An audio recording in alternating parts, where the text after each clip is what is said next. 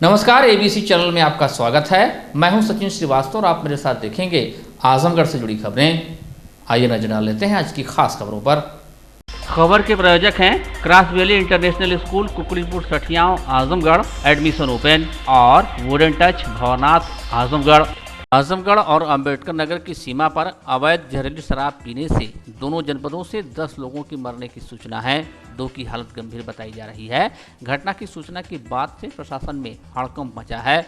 आनन फानन में पहुंचकर आला अधिकारी जांच में जुटे रहे। आजमगढ़ के पवई थाना क्षेत्र के मित्तुपुर और अंबेडकर नगर बॉर्डर स्थित गांव में जहरीली शराब पीने से 10 लोगों की मौत की सूचना मिली है। 2 लोगों को एक निजी अस्पताल में भर्ती कराया गया है।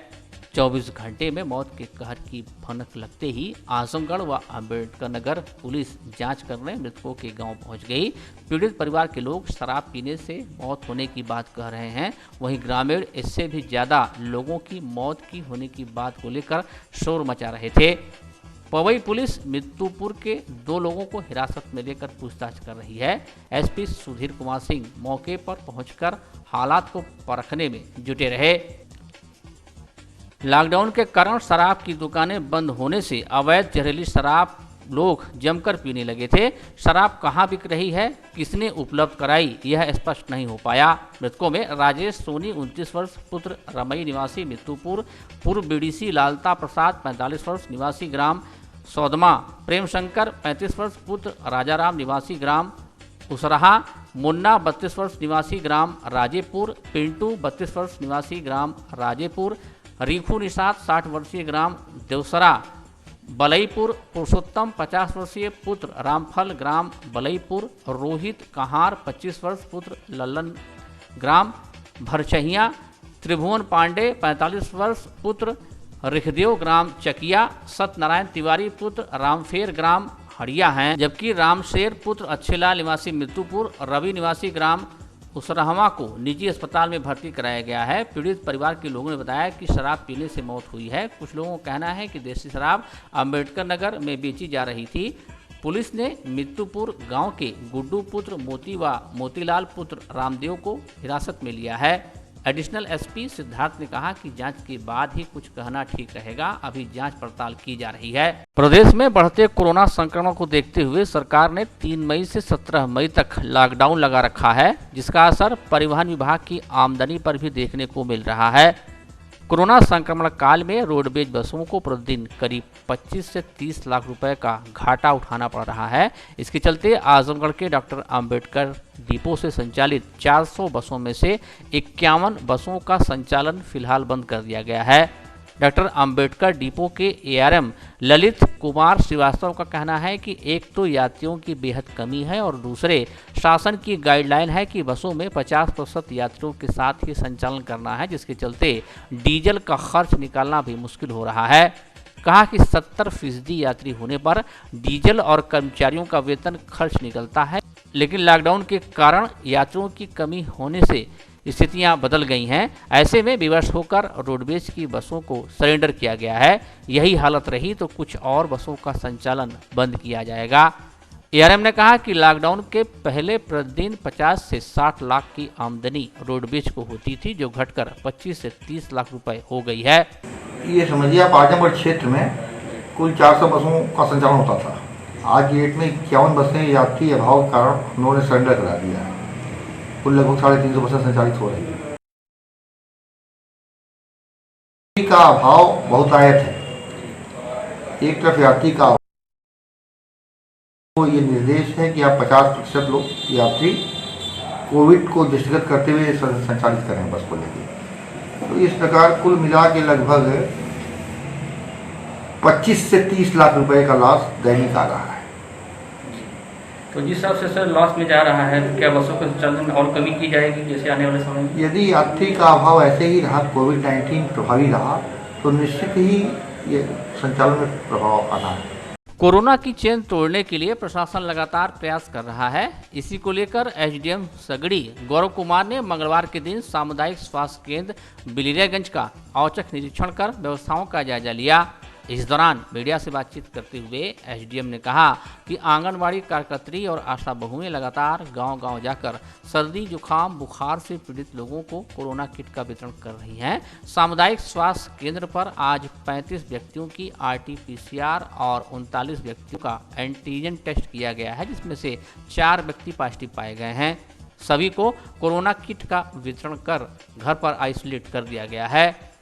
उन्होंने लोगों से अपील की कि मर्ज को छिपाएं नहीं, बल्कि लक्षण दिखते ही जांच कराएं, जिससे कि अपने और अपने परिवार की सुरक्षा की जा सके। सैंपलिंग भी चल रही है और टीम्स बनी हुई हैं। यहाँ पर हमारे साथ डॉक्टर साहब भी हैं, CDPO मैडम भी हैं। तो लगातार इनकी टीम्स जो है आशा आंगनबाड़ी की वो भ्रमण कर रही हैं। जो भी लक्षण युक्त व्यक्ति पाए जा रहे हैं उन्हें मेडिकल किट घर पर वितरित की जा रही है।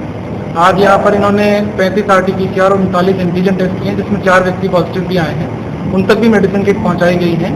तो यही लगातार प्रयास है यहाँ CHC का भी और पूरे जनपद में भी कि जो भी लक्षण युक्त व्यक्ति हैं उन तक मेडिकल किट पहुंच जाएं। तो ऐसे में मेरी आप लोगों से और मीडिया के माध्यम से भी यही अनुरोध लोगों से रहेगा कि जो कोई व्यक्ति ऐसा हो जिसे लक्षण हो, खांसी जुकाम बुखार या गंध ना आ रही हो, सांस लेने में तकलीफ हो, वो बहुत ईमानदारी से उस टीम को उसके बारे में बता दे।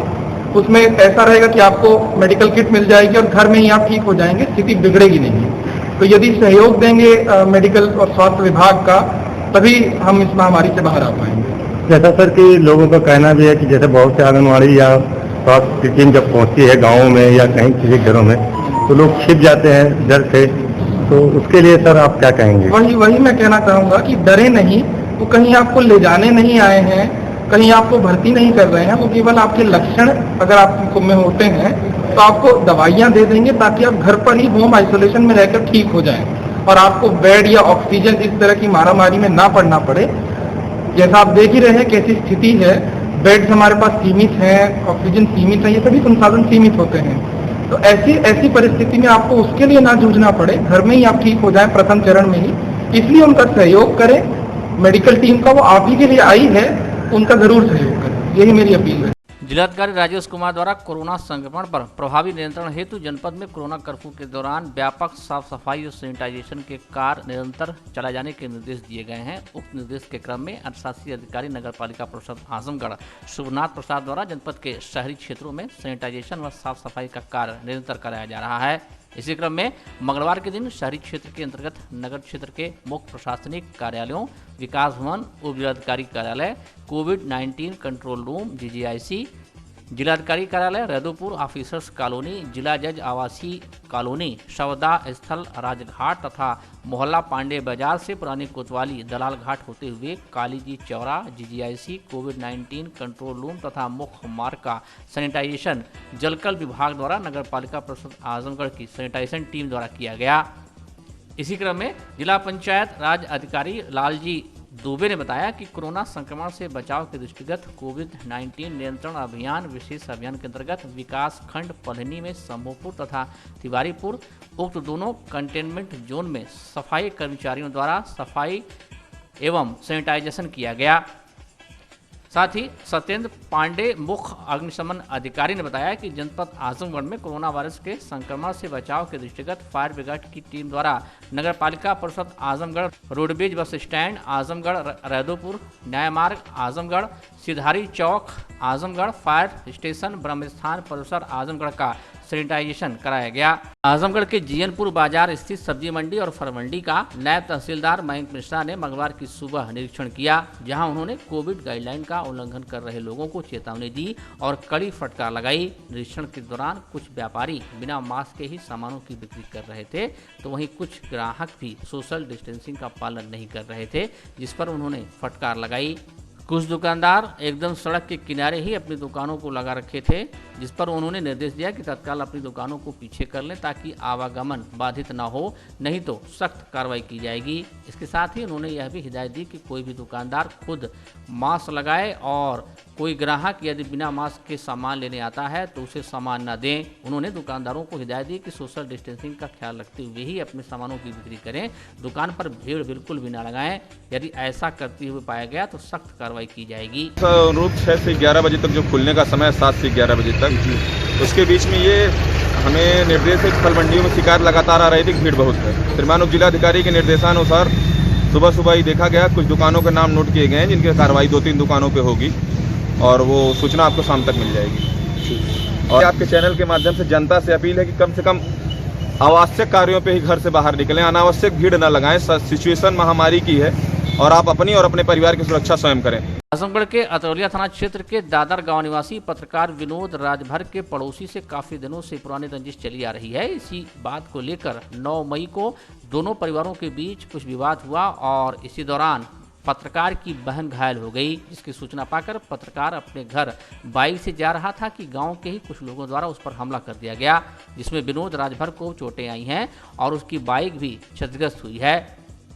विनोद राजभर ने बताया कि उसके घर से और उसके पड़ोसी के घर से कुछ विवाद हुआ है, जो बाद में मारपीट में तब्दील हो गया। इस घटना की सूचना विनोद राजभर को फोन से परिवार द्वारा दी गई तो तुरंत घर के लिए रवाना हो गया और इस घटना की सूचना डायल 112 को भी दी गई। विनोद राजभर के अनुसार जैसे ही वह गांव में प्रवेश किया तो उस पर हमला पड़ोसियों द्वारा कर दिया गया। इस घटना से तत्काल आइडियल जर्नलिस्ट एसोसिएशन बुरहानपुर तहसील अध्यक्ष आशीष निषाद को अवगत कराया गया और हमले की सूचना स्थानीय पुलिस को भी दी गई। मौके पर पत्रकारों की एक टीम अतरौलिया थाने पर पहुंची और उचित कार्रवाई की मांग की। पत्रकार के ऊपर हमले को देखते हुए स्थानीय थाने पर मुकदमा भी दर्ज कर लिया गया है।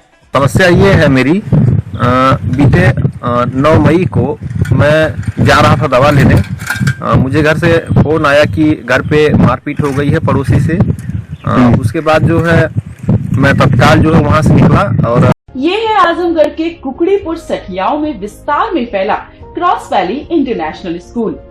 क्रॉस वैली आजमगढ़ में अपनी 5 अलग अलग ब्रांचेस द्वारा स्टूडेंट्स को शिक्षित कर रहा है। Cross valley school CBSE Delhi मान्यता प्राप्त स्कूलों में से एक है। क्रॉस वैली इंटरनेशनल स्कूल में क्लास नर्सरी से लेकर 12th तक के छात्रों को वेल एजुकेटेड टीचर्स द्वारा पढ़ाया जाता है, ताकि यहाँ से शिक्षा प्राप्त कर रहे स्टूडेंट्स के भविष्य के साथ कोई खिलवाड़ न हो। डायल करें 9453724198 या 9450118255। Wooden touch Bhawarnath Azamgarh, a complete hardware store. हमारे यहाँ branded plywood, flush door, designer door, PVC door, 4 mica, fancy hardware, kitchen की चिमनी एवं मॉड्यूलर किचन की एक्सक्लूसिव रेंज उपलब्ध। अपने आशियाने में लगाइए 4 चांद, पहुंचिए वुडन टच भवरनाथ आजमगढ़।